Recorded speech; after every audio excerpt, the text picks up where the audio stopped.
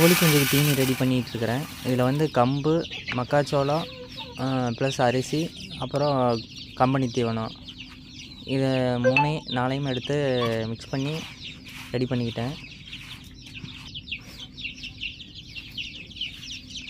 பக்கத்தில் நமக்கு வந்து ஒரு கஷாயமாட்டம் ரெடி பண்ணி சளி பிடிக்காமல் இருக்கிறதுக்கு ரெடி பண்ணி வச்சுருக்கிறேன் பனி காலத்தினால. இதெல்லாம் எப்படி வரும் பாருங்க. இல்லை பறந்தடிச்சிட்டு வர்றானுங்க.